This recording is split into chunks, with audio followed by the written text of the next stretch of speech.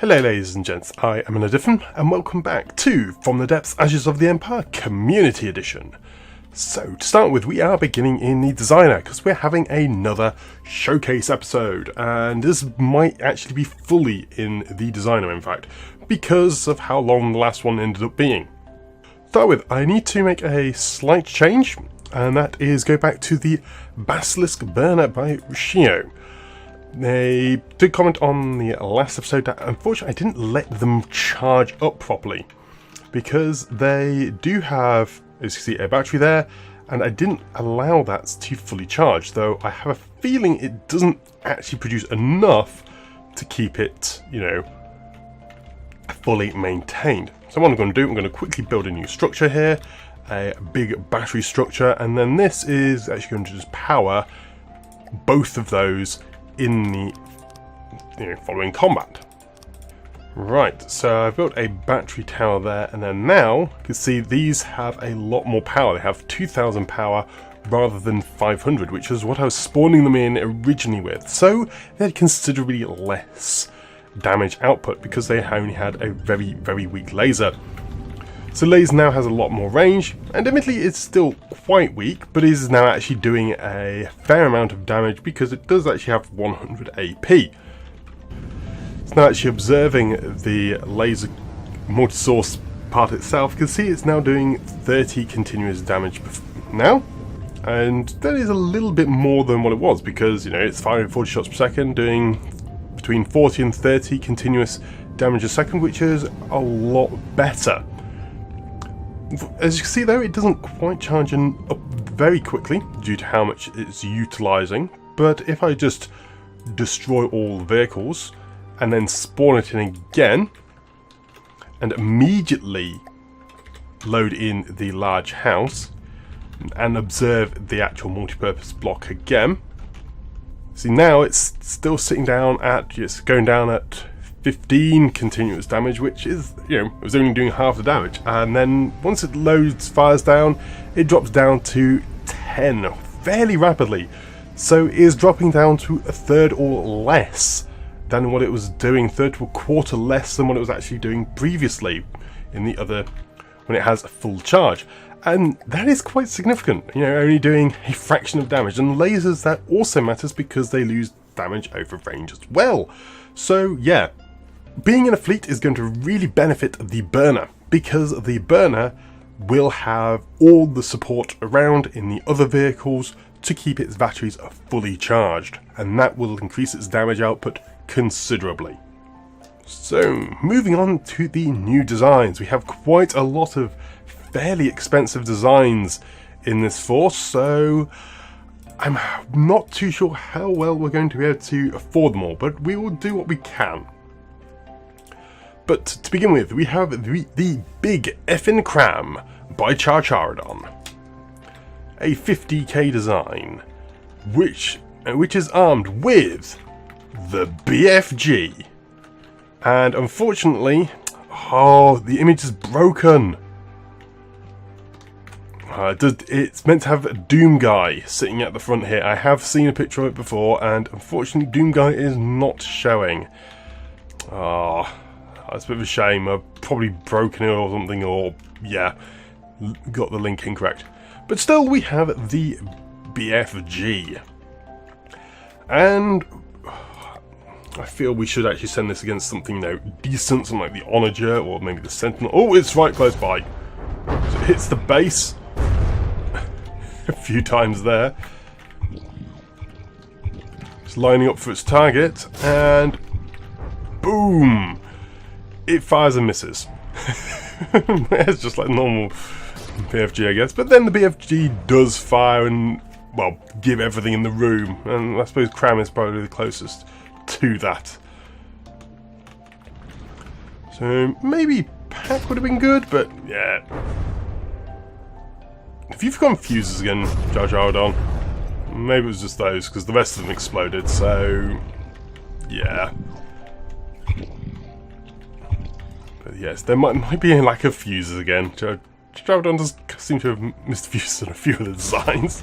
Still, when they do hit, they do a lot of damage as expected by big, huge crams from a vehicle called the Big Effin' Cram.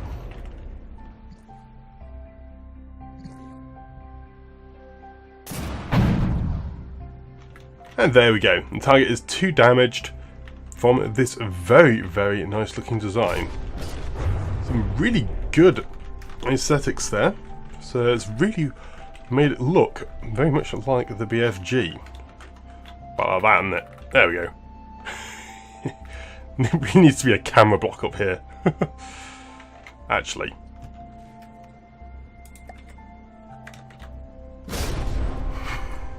Ah, that's way better.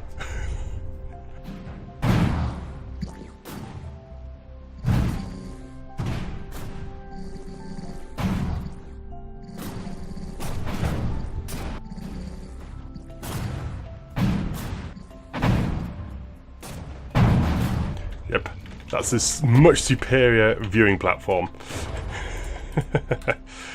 All a bit of silliness. Great. So, next up, from Geodarium, we have part of the Geotech, the Bumper Barrel, 17k design.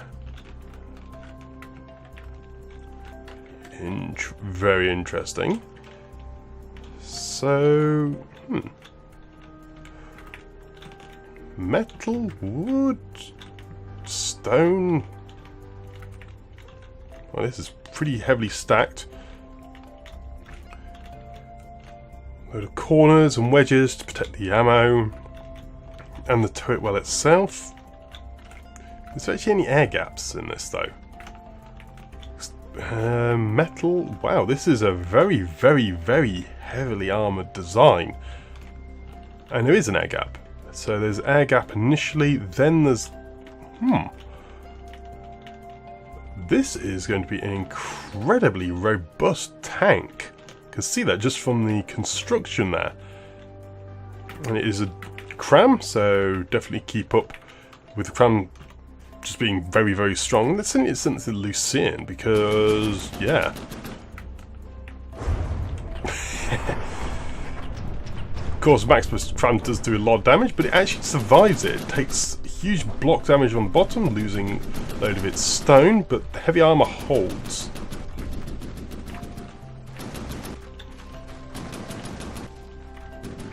I know I should probably be having everything facing off against the same sort of target, but what I actually want to do, I need to have several designs, or come up with several designs, to become a standard showcase array of targets, because I want to carry on doing these showcase design episodes, but based on, you know, 1 or 2 designs which I find anywhere, and that can be tanks, planes, ships, anything, because I do like being able to showcase all these designs, and it's found it very interesting seeing all the wonderful things which people come up with.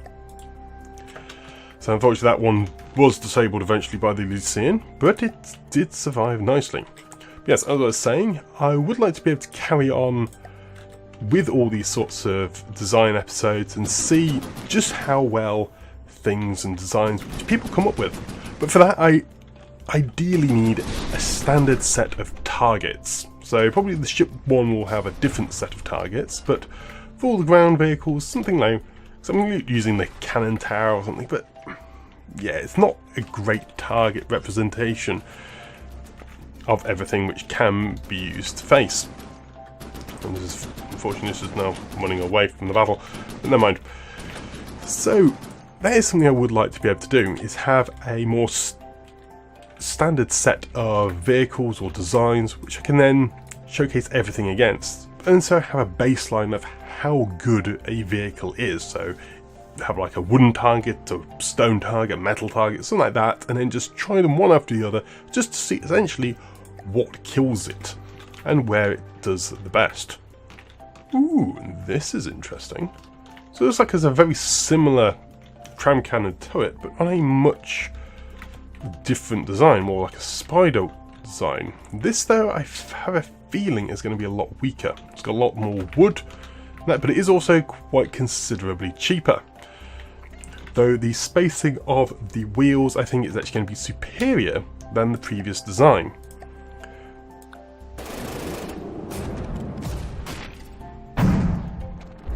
So though it takes a nasty hit there, the rest of its wheels and that should allow it to remain operational and moving. Although it managed to take a nasty hit to the AI and it lost its movement capability. Still, it's doing a lot of damage. These couple of cram vehicles are going to do an incredible job. There's a couple of nice designs from Geodarian here. I do really like this circle. Very, very nice turret circle there. And that might be something I would actually maybe try and copy something like that on a ship. So have this very circular turret, because it looks really cool, especially when it rotates. So yeah, the hex lav and the bumper barrel, both very nice designs, and yeah, I think I might be trying to nick the turret on this one, or a similar sort of design turret. Because although actually they both have that more rounded turret style, it's just that hex lav also has the the actual turret's the same, but the base system as well makes it look very nice. Yeah, I think I'll be certainly taking ideas from all these sorts of vehicles.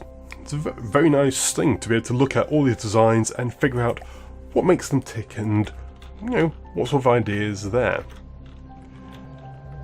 So next up we have, I can't even remember the name of it now, the Hyperhadron. So this is, yes, there we go, particle accelerator cannon.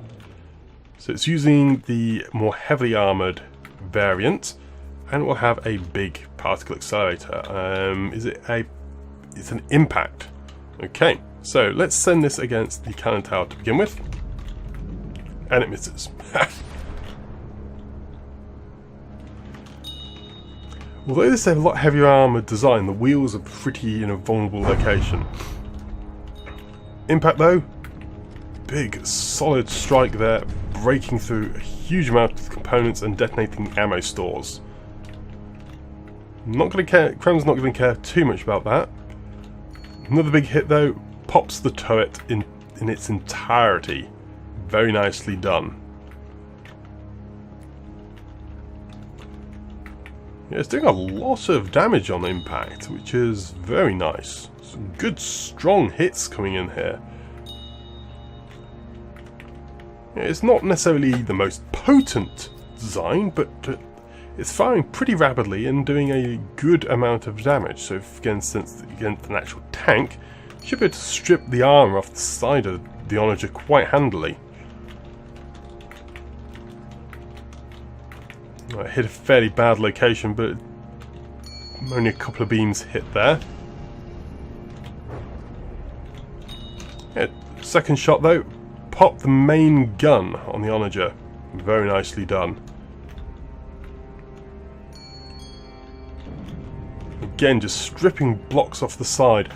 It's not doing too much damage, but it's firing fairly rapidly and breaking off a lot of the external components, weakening, well, making it weak for everything else to be able to then hit it, which is kind of important for a combined forces fleet. So that'll be able to knock off the armor instantaneously, allowing these two cram cannons, that the explosions will then be able to hit and break into the internals of the vehicle rather than just experiencing the outside heavy armor. So working in conjunction with each other, I think they'll be working absolutely fantastically and will get a lot of damage. So next up we have the Glaive Orbital Fighter by Arc Angler. So this has got a big laser turret it seems, and is pretty speedy by the looks of things. And now let's send it against a cannon tower.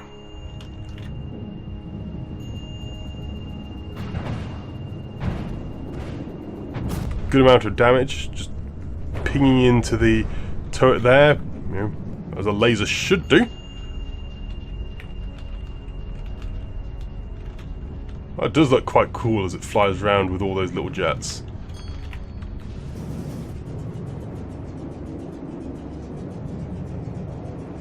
Still not quite at full strength it seems, but That is a good, nice strong laser. Maybe not the most powerful laser, but then again, it's these ashes of the Empire. It's difficult to make a very strong laser and put it in something which, you know, works. I just about managed to put a strong laser in my flying hovercraft, but then it barely moved. It just kind of floats in midair and, well, gets hit really easily. So there we go. So its pulses are decent. They aren't quite full metal beam strength, which is kind of the baseline you want to be going for, but they can just pop an AI turret fairly easily. And with the ATAP, that is kind of vital, especially in Ashes, because a lot of vehicles in Ashes Empire actually have heavy armor, and no matter which faction they have, so a lot of the AIs are protected by heavy armor. And this will allow it to do the most damage it possibly can against it. It's a very nice design. I think it'll also do really well against Twin Guard, especially some of those annoying little drones. Does it send it against a Rend? Oh yes, very effective against the drones. That's good because we do still have some Twin Guard tiles around which need to be defeated.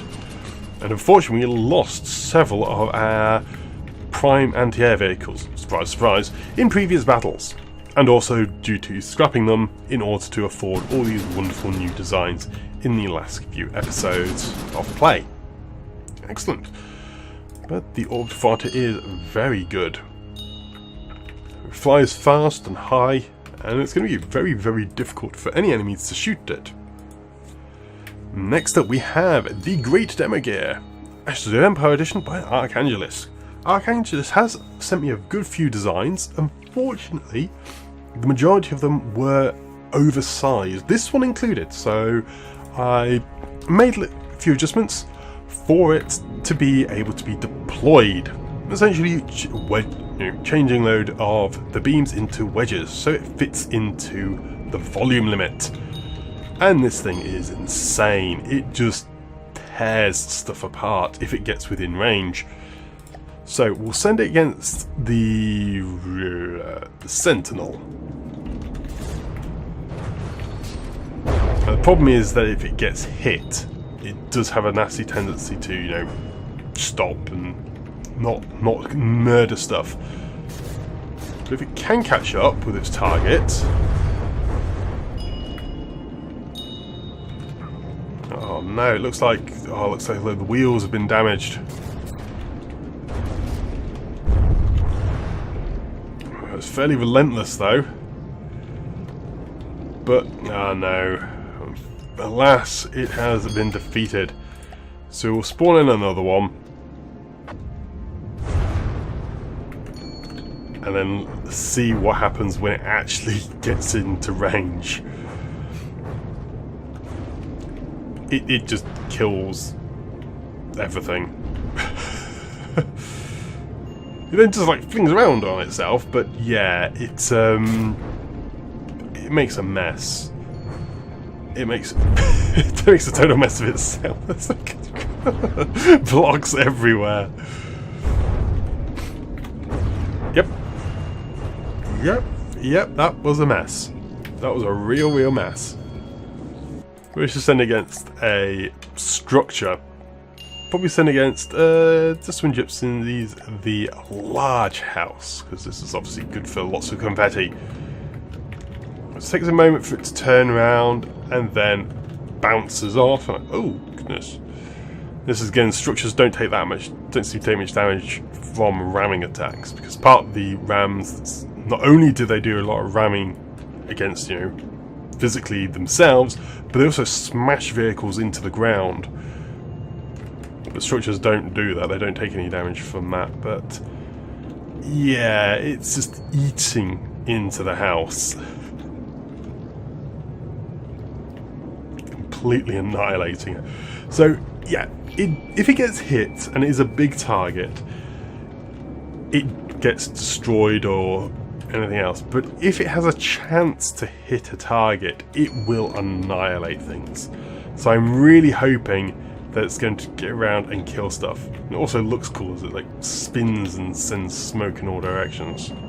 Really neat. So I'm really looking forward to being able to utilise that, and hopefully it won't kill too many of our own vehicles.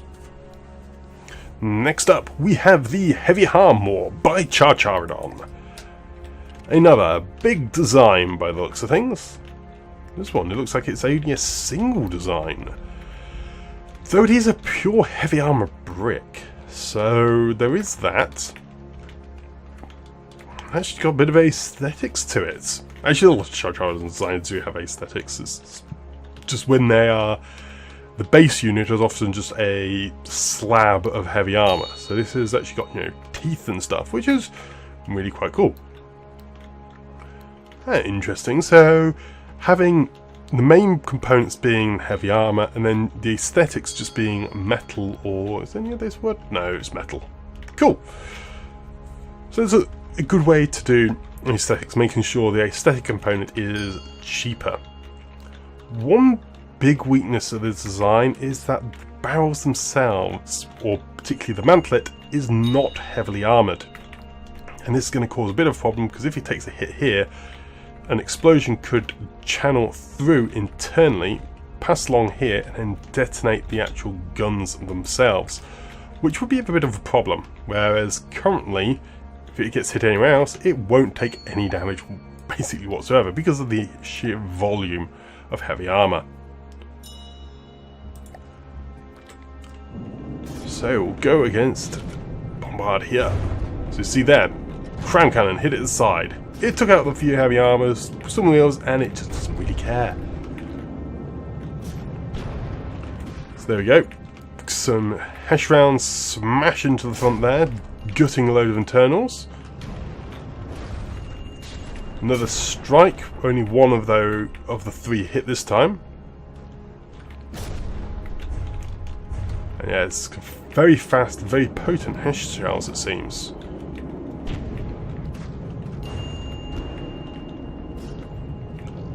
Looks like my worries are a bit unfounded. These heavy barrels do seem to be absorbing the hits quite nicely, even from Crown Cannon hits. And the Hesh rounds are just making a mockery of the Onyx Watch defences. There's almost nothing left there, as each hit makes masses of very high AP spalling.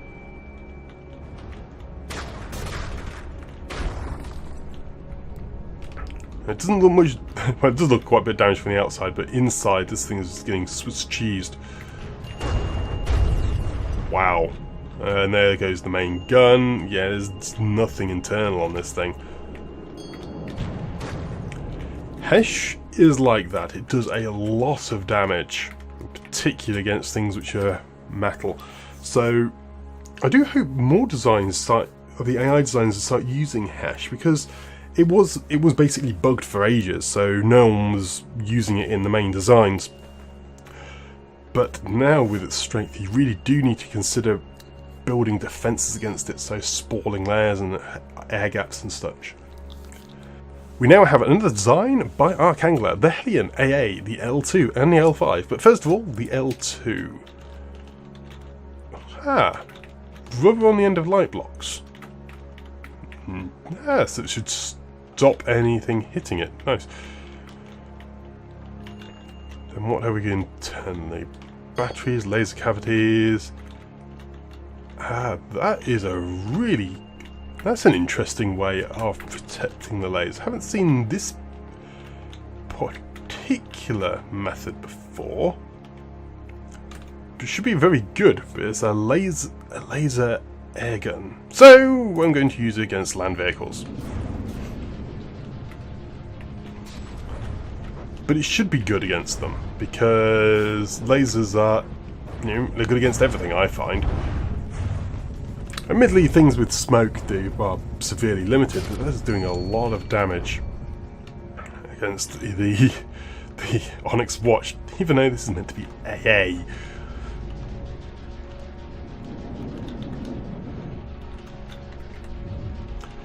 There's a very good way to hide the barrel on. So I've tried various methods, and I do like a lot of the methods I've come up with, but this is a new one, and it is rather quite cool. So it uses the existing aesthetics, because my one basically hides the aesthetics, but this is utilising the aesthetics of the beam and then making it, particularly with my colour scheme, look really quite awesome. So it's now 2 damaged its targets, but first we need to really try it against some air units. So, helicopters, Reaper. Okay. And now back to the air target. String out 2 damage. Just shot the gun turret off the Reaper immediately.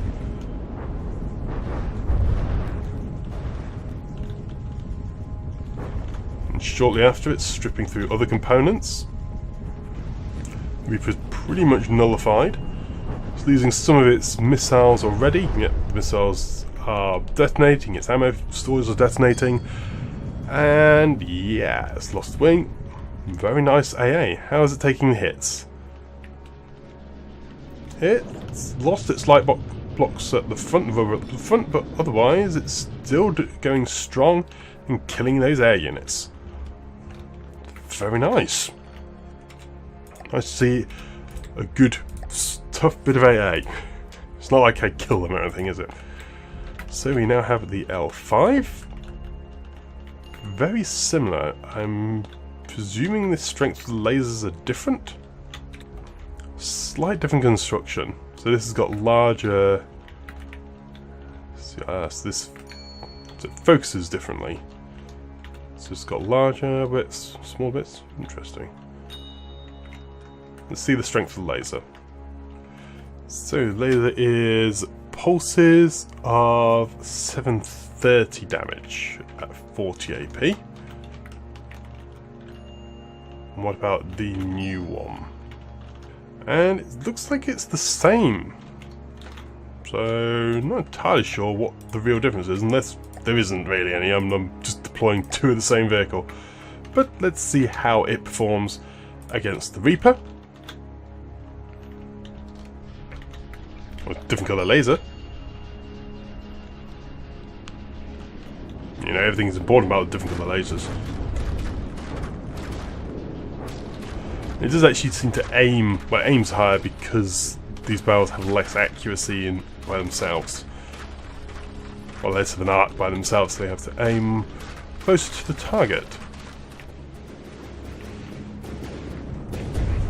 Doesn't look like it's been as lucky with its hits, actually.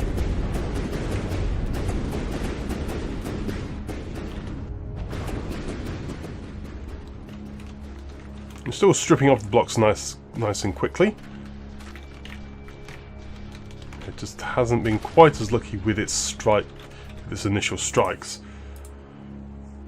Though otherwise it seems pretty similar. So again, we'll send it against the Sentinel. It's also firing at a lot longer range. But yes, it's just stripping block after block after block off at the front, and that is doing very, very nicely. It's a bit of a long range, so it won't be doing quite as much damage, but it's just killing blocks of the Onyx Watchcraft very, very quickly. It hasn't got the maximum AP, so it's not going to be able to take out the heavy armor as quickly. It's going to have to do reduced damage against it, but it'll be doing full damage against the metal beams and blocks there. And so it's going to be able to strip all of those out and destroy the gauge increases pretty quickly from the Onyx Watchcraft. And so together, they're going to be a very nice pair, being able to annihilate a lot of targets. Combined with the Orbital Fighter, they're going to do incredibly well at destroying everything with laser fire, no matter what we face. And because I'm not too sure which faction are going to be deployed against at the moment. So now we have the Hulk version 2 by Archangler. It is a big heavy armor brick with protected wheels, and then heavy barrels with probably a fragmentation. Oh no, it's a squash HE. So this is a nasty Onyx Watch killing machine. This is gonna do nasty things to the Onyx Watch. So, Onager. It's going to do multiple strikes, and every single one is going to hit and do tons of internal damage.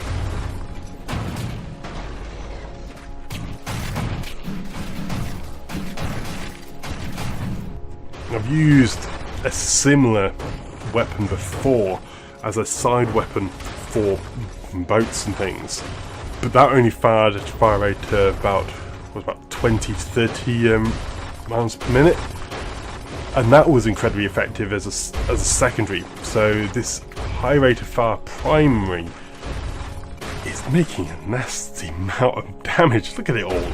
It's just stripped off of the entire central citadel and superstructure of the Onyx Watchcraft. Oh no, I suppose the citadel here is still technically alive, but is there any guns left functioning? This one at the end, this one at the back was still functioning, and now it is dead. Wow, that is incredibly effective. And is it going to take a hit? Nope. Just ignores it, and it's got the repair ball, or is it the ammo ball above it? That's the ammo ball being carried above it. A really nice little feature, I must say, because as it moves around, it's supplying the ammo to everything. But yeah, that is a really powerful design, and it's going to do a ton of damage against, well, the Onyx Watch particularly, but against anything. The squash heads do tons of damage, but so it'll be good fun. Next up, we have the Malefactor by Charcharodon. I think this is a fairly recent design, actually. It's a very squat, upright design with some very big guns. Composite pen depth ones. Fragmentation pen depth. Interesting. I've not seen many fragmentation pen depth, actually. Admittedly, with the new pen depth features, it is a really effective weapon because you do a lot more damage with the pen depth now than with fragmentation when you have it at full spherical explosion. So it does tons of damage as pen depth. Just still mainly see pen depth being HE. See people do it with cram, but again, it's mostly the high explosive, where it does also do a lot of damage. But this is, well, it's just taking off chunks of armor. Though this design from Charcharodon is one of the weakest. It's not a heavy armor brick, it's just an armor brick. It's still ridiculously tough and resilient. It's tanking hit after hit from cram cannons at point blank range. And it's just turning them in spades, firing in pen depth rounds which strike and hit, but they're not breaking through the heavy armor. They're breaking through all the rest of it, but not through the heavy armor. So a actual Hesh round would be superior in this manner, because it too breaks through the outer layers, because it hits the front layer and then spalls behind it. But those spallings will be doing the damage to the heavy armor, whereas these fragmentations just aren't doing the damage to the heavy armor. It's doing damage to everything else though, and that is fairly crucial, because when in a group, now this vehicle is pretty much, it's lost its outer armor very, very effectively. So now a Hesh round could strike this heavy armor, go through and detonate internally with incredibly high armor piercing there, and that is going to do tons of damage when combined with another design. So in fact, this just showed that off. So we'll spawn in the Hulk. So there we go. So it's lining up. Let's see, it struck there, did big spalling at the side. There we go. A couple of hits, and it's hitting the heavy armor, making incredible spalling, and it just popped the turret in a handful of strikes. So the combined strength of Charcharodon's Malefactera and some of the other squash rounds in the same force will be a force to be reckoned with. Now we have another one by Charcharodon, the Massive Destructor. Another relatively cheaper design. This one is another fairly chunky upright design, which will be good against if the terrain was a little bit more bumpy, like some of the terrain has been actually. Oh, this reminds me of something. I cannot think what it is. This is reminding me of something I can't remember, but yeah, it will come to me eventually. Probably just after this recording this, I'll remember exactly what this reminds me of. But for the moment, I cannot remember.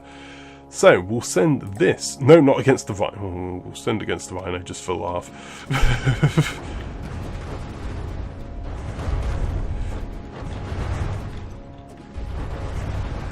So what's this gun? So it's fragmentation, inertial fragmentation mounts in these, okay. Well, it's unsurprisingly, the Rhino hasn't really noticed that it's been shot at. So let's just try spawning this thing again against something not the Rhino. That was a bit of a misclick on my part.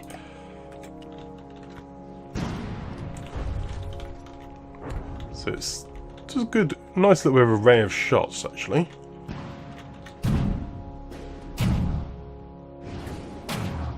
And yes, the fragmentation, explosive, a good solid shell actually.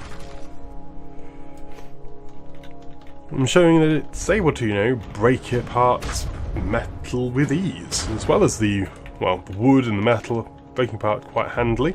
And it's because the explosive component's broken off a lot of the wheels, which has prevented the unexploited vehicle from turning.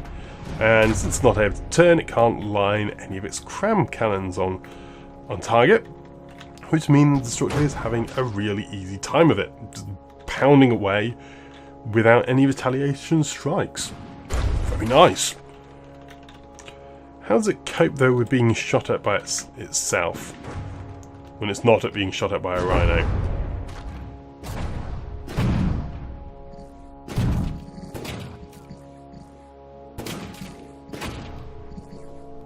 So yeah, yeah, those are some incredible repair capabilities.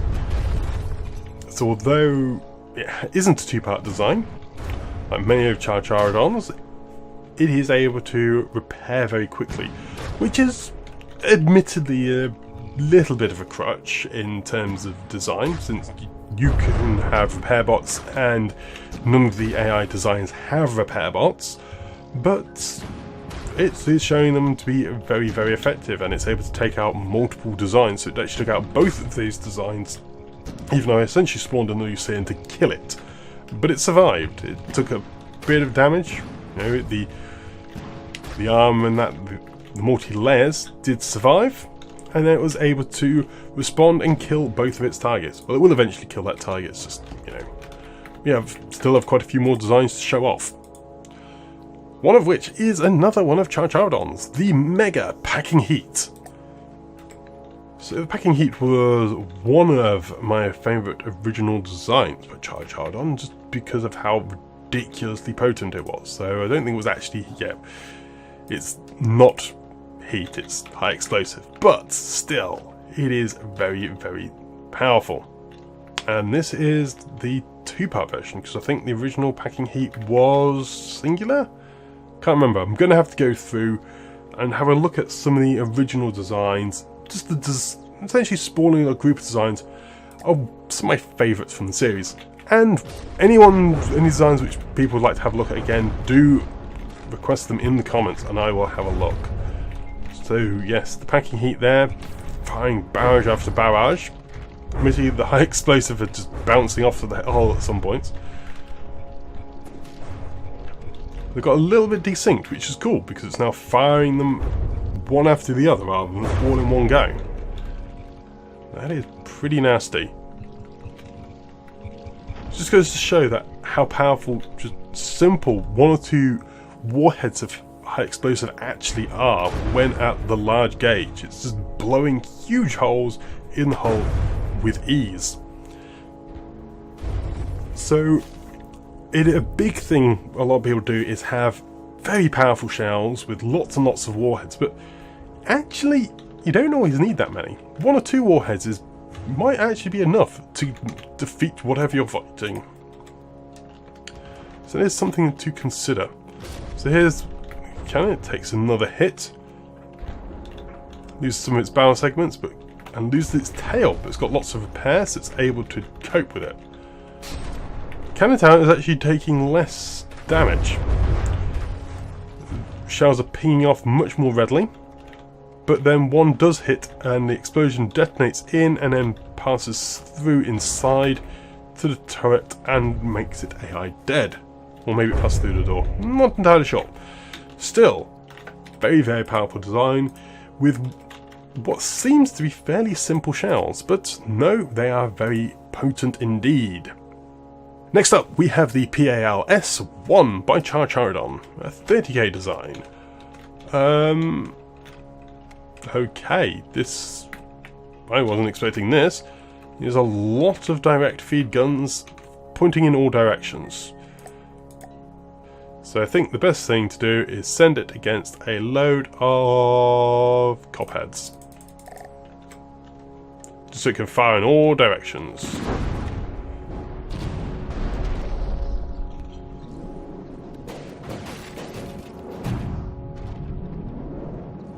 Oh no, this is going to get good against the Onyx. Watch, these are Hesh. They're a barrage of direct feed Hesh guns, which don't explode because they are direct feed.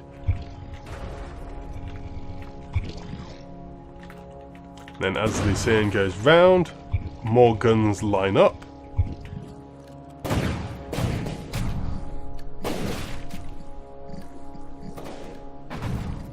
Again, showing that actually small, decent gauge Hesh guns, even direct feed, they don't need to be firing that quickly to do a decent amount of damage.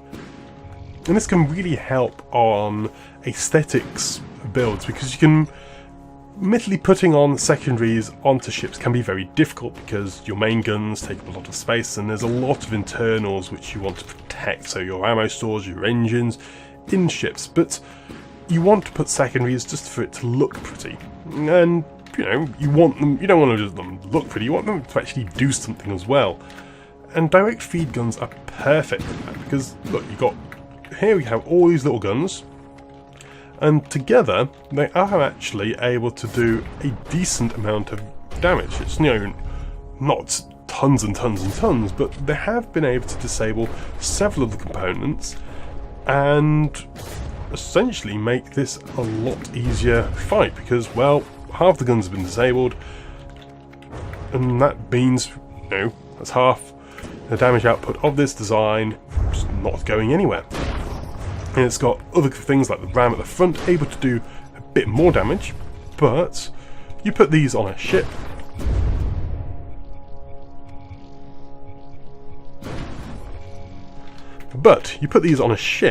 and they won't be able to do, be able to destroy the whole ship, but a few hits here and there in critical locations could be the difference. So turret caps, for example, are not normally very Hesh resilient, so a strong hit in the turret cap could actually detonate the gun, and it doesn't need to be a very powerful Hesh round to do that.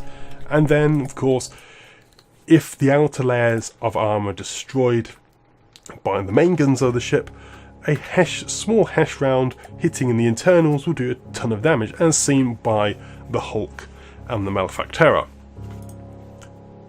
But now we have another one of Charidon's designs. We have a lot of them this episode, and this is the Rolling Rampage APSG.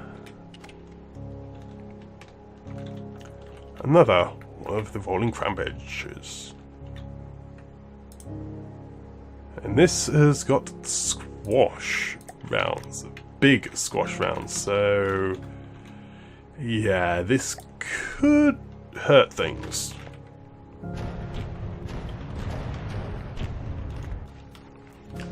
if it gets some range. It's firing a little bit short to begin with.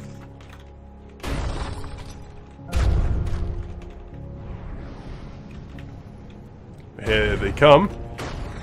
Striking the fairly arched, so they're actually hitting the upper layers of the Armor's craft, which means they have hit some of the wood, so not very high spawning from that, but then it hits the main superstructure and half the guns explode. Cool!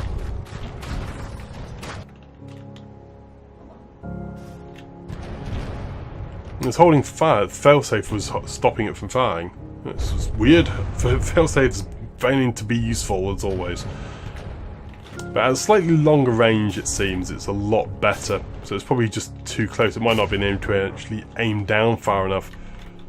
But long range, this is doing some very nasty amounts of damage, even against very powerful targets such as the Bison. And being the two-part design, it has the insane repair capabilities which that provides. Finally, we have several designs by Void. We have the T8910D Bergstusen, the Heavy Spar. I'd forgotten how awesome Void's designs were. These really cool designs with, you know, lots of spiky aesthetics, which partly is to, probably to reduce the volume, but being able to turn that around and make it part of the aesthetic is a fantastic ability. Whereas I just kind of turn them all around so it just looks like straight levels. Here, Void has actually incorporated it into the design of the vehicle. Very nicely done. So we've got flash, flak, and hollow point. Yeah. Two-part design, predominantly for use against air. So let's actually send it against the Reaper. See how it copes against the Reaper there.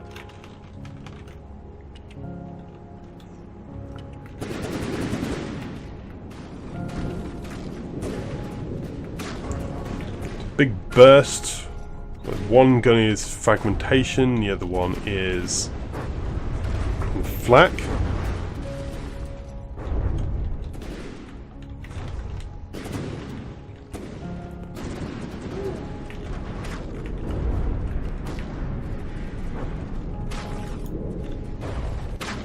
And, oh, I got killed. Unfortunately, the fragmentation isn't doing too well. Only because it is a very weak explosion of frag, but it can do some very nasty things to weak components such as wings and such. And this is a helicopter, it doesn't really have the wings. It's got the rotors here, but they are protected by these blocks here. And that is pretty much enough to protect it from the flak.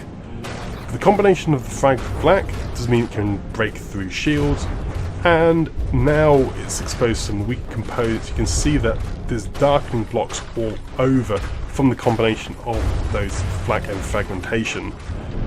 And being able to disable the target, it's not necessarily going to be able to destroy targets very quickly, but it can definitely disable them very fast. And as soon as the target is disabled, yeah, it might require a lot of our resources to finish it up, and take me a long time in the recording to actually watch it to be defeated.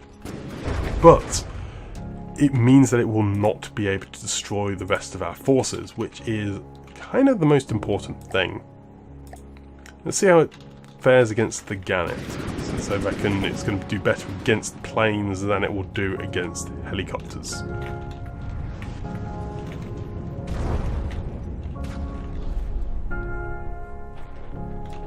Unfortunately, it looked like it took a critical hit there.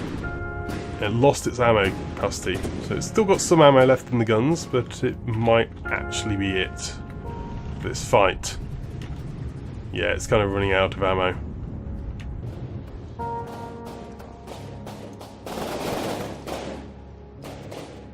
And also the Gannet is now flying way too high. Oh, it's because it has been damaged. So yeah, as I was saying, so it has taken a little bit of damage which has destabilised it. So I was thinking, oh no, it's not hitting it. No, it had actually hit it without me realising it. So it is very effective against the planes. You know, it's to hit them when I didn't even notice to hit them, which is good. Of course, now it's going to take ages for it to kill it, but this plane is nothing. It's not firing at me, and all it's going to do now means that all my vehicles are going to crash into each other. That could be bad. Still, it is a very effective combination of shells.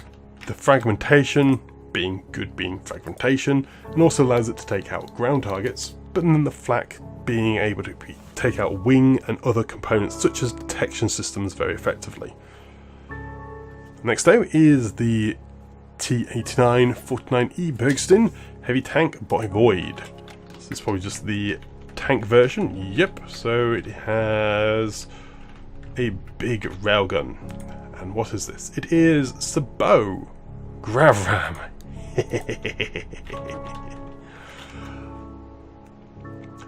Sabot Gravram are not necessarily that useful. The reason being is that the Gravram is based on the kinetic energy, and Sabots have high AP, low kinetic energy. Still, it should make things go flying.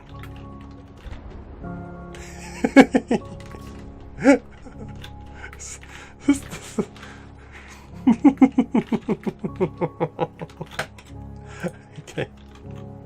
Stupid. Okay. Whee! Look how fast it's going. So 600 meters, and we go flying another 350 meters. I was wrong. I love Gravrams.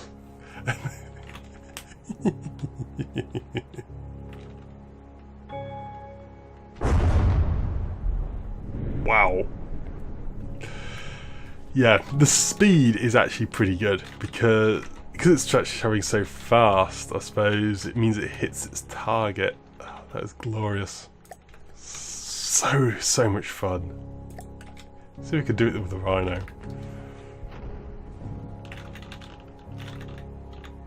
I missed the Rhino on the initial shot. Oh no, it is fine. It is pinging the Rhino around. It makes it very difficult for the Rhino to aim its guns.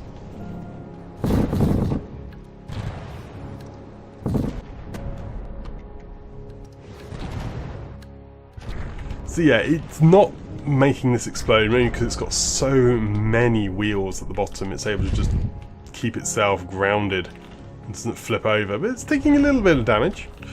But yeah, it's now basically out of range. That is though going to be really good fun and take out so many vehicles.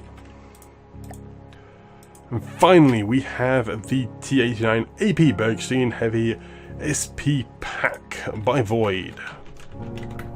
This is the particle accelerator version. What grade particle accelerator? We have explosive shock. So 4 beams of explosive shock fired at once.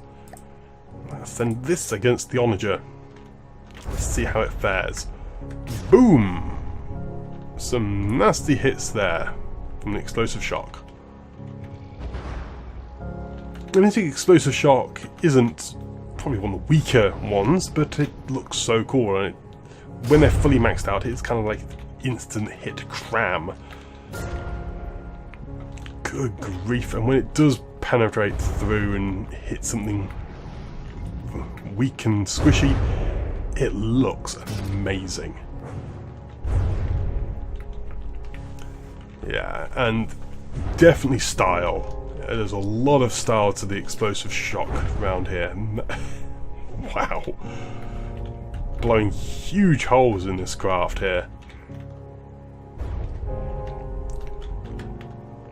And the way it's constructed actually will take a lot more damage from the explosive shock than it would from the impact, because the impact pretty much goes along the same layer, so it would skim around all of here and the outside and up and over, where, you know, there isn't any vital components. The explosive shock is just aiming straight for the vital components internally, which is where everything volatile is.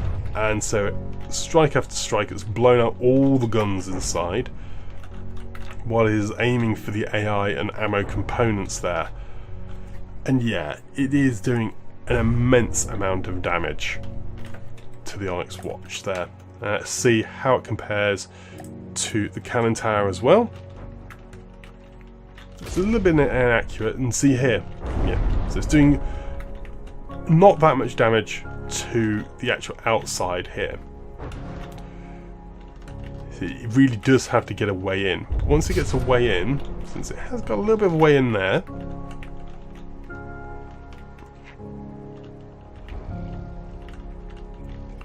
might eventually then break apart. But yeah, hitting outside of vehicles doesn't do much, but when it does find a way in, hitting internally, and it hits it very accurately as well, being able to strike the same sort of position over and over again is very, very useful.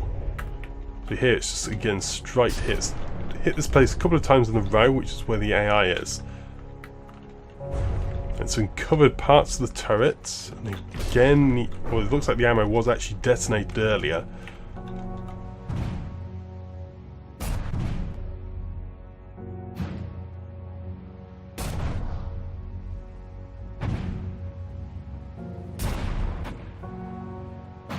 The resilience of these things is very high as well. It's absorbing a lot. It doesn't have, this one doesn't have the ammo at the front, so it's a bit more resilient here. It does unfortunately lose some of its engine, but the actual particle accelerator cannon is very heavily armoured. It is doing very good work. Although probably not as powerful as the other design, it will also be very, very useful in conjunction with the rest of our forces. Again, being able to capitalise on the fact that some of the designs are going to be stripping off the outside, and then this will be able to instantly hit the internal components, breaking off internal layers, and then the Hesh squash rounds will be able to hit the final inner layers, breaking apart in all the remaining internal components hidden around by heavy armour. So we have high explosive and fragmentation breaking out the outer layers, these few explosive rods to blow up the middling layers and also any soft components, and then finally we have the squash for doing just nasty things to everything internal. So this is going to be a very powerful force, very, very expensive though, and I'm not entirely sure how we're going to be able to afford it all, but that will have to be a consideration for next episode. So, thank you very much for watching this episode of From the Depths Ashes of the Empire Community Edition with myself and Adiffin. If you did enjoy the episode, please leave a like and or comment below, as it is always great to hear from you lot. Otherwise, that's it from me for now, and I shall see you next time. But until then, I'm out. Goodbye.